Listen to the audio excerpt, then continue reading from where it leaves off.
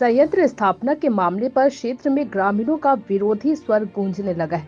हाल ही में बलौदा बाजार जिला सिमगा विकास खंड क्षेत्र अंतर्गत एक उद्योग की स्थापना को लेकर ग्रामीणों के विरोधाभासी के चलते जन सुनवाई को स्थगित किया गया था।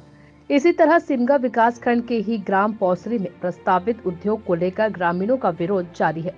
ग्राम पौसरी में मेसर्स लाला पाइप्स प्राइवेट लिमिटेड उद्योग की स्थापना को लेकर 5 जनवरी यानी कि कल जन सुनवाई आयोजित है। इसके पूर्व ही ग्रामीणों का विरोधी स्वर गूंजने लगा है। इस मामले को लेकर बीते दिन ग्रामीणों ने एसडीएम सिमगा व बलौदा बाजार कलेक्टर को ज्ञापन सौंपकर जन सुनवाई को स्थगित करने का अनुरोध किया था। ग्रामीणों का कहना है कि यह क्षेत्र कृषि प्रधान क्षेत्र है। यहाँ के रहवासी कृषि पर ही निर्भर है और क्षेत्रवासी नहीं चाहते कि क्षेत्र में कोई उद्योग स्थापित हो।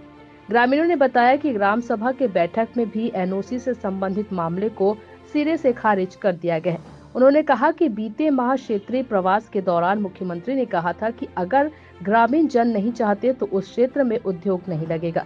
इसके बावजूद उद्योगपति इस क्षेत्र में उद्योग लगाने के फिराक में है। ग्रामीण जन सुनवाई के पूर्व ही प्रस्तावित संयंत्र के विरोध में गांव में रैली निकालकर लोगों को जागरूक कर रहे हैं। गांव में बैठक की दौड़ जारी है। ग्रामीणों का कहना है कि किसी भी हालात में क्षेत्र में उद्योग लगाने नहीं दिया जाएगा। तिलदा नेवरा से अजय नेताम की रिपोर्ट।